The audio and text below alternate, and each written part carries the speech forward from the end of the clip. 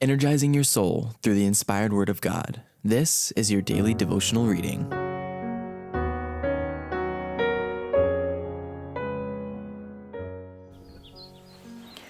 Our Daily Bread. The Great Controversy, Chapter 5, John Wycliffe.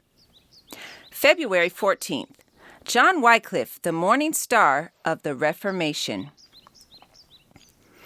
Faith of our fathers living still, in spite of dungeon, fire, and sword. Oh, how our hearts beat high with joy whenever we hear that glorious word. Faith of our fathers, holy faith, we will be true to thee till death. John Wycliffe, the morning star of the Reformation. The fear of the Lord is the beginning of wisdom, and the knowledge of the holy is understanding. Proverbs chapter 9, verse 10. Before the Reformation, there were at times but very few copies of the Bible in existence, but God had not suffered his word to be wholly destroyed. Its truths were not to be forever hidden. He could as easily unchain the words of life as he could open prison doors and unbolt iron gates to set his servants free.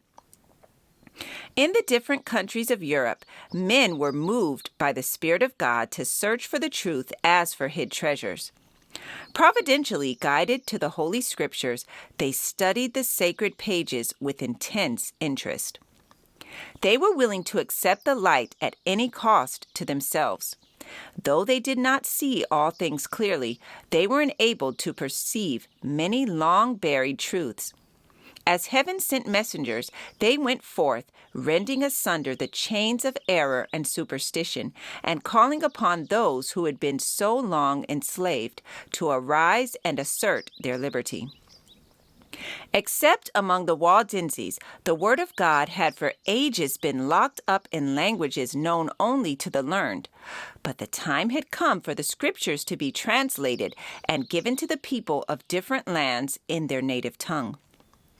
The world had passed its midnight. The hours of darkness were wearing away, and in many lands appeared tokens of the coming dawn. In the 14th century arose in England the morning star of the Reformation. John Wycliffe was the herald of reform, not for England alone, but for all Christendom. The great protest against Rome, which it was permitted him to utter, was never to be silenced. That protest opened the struggle which was to result in the emancipation of individuals, of churches, and of nations. Wycliffe received a liberal education, and with him the fear of the Lord was the beginning of wisdom. He was noted at college for his fervent piety, as well as for his remarkable talents and sound scholarship. In his thirst for knowledge, he sought to become acquainted with every branch of learning. He was educated in the scholastic philosophy, in the canons of the church, and in the civil law, especially that of his own country. In his after labors, the value of this early training was apparent. A thorough acquaintance with the speculative philosophy of his time enabled him to expose its errors, and by his study of national and ecclesiastical law, he was prepared to engage in the great struggle for civil and religious liberty. While he could wield the weapons drawn from the Word of God, he had acquired the intellectual discipline of the schools, and he understood the tactics of the schoolmen. The power of his genius and the extent and thoroughness of his knowledge commanded the respect of both friends and foes. His adherents saw with satisfaction that their champion stood foremost among the leading minds of the nation, and his enemies were prevented from casting contempt upon the cause of reform by exposing the ignorance or weakness of its supporter. While Wycliffe was still at college, he entered upon the study of the Scriptures. In those early times when the Bible existed only in the ancient languages, scholars were enabled to find their way to the fountain of truth, which was closed to the uneducated classes. Thus, already the way had been prepared for Wycliffe's future work as a reformer. Men of learning had studied the Word of God and had found the great truth of His free grace there revealed. In their teachings, they had spread a knowledge of this truth and had led others to turn to the living oracles.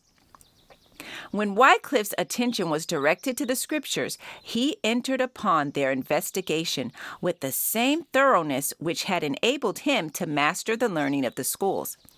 Heretofore, he had felt a great want, which neither his scholastic studies nor the teaching of the church could satisfy. In the Word of God, he found that which he had been before sought in vain. Here he saw the plan of salvation revealed and Christ set forth as the only advocate for man. He gave himself to the service of Christ and determined to proclaim the truths he had discovered. This passage was taken from the Great Controversy, pages 79 through 81. Our Daily Bread, February 14th. I encourage you to be ye doers of the word and not hearers only. Thank you for listening, and be sure to join us tomorrow for your daily devotional reading.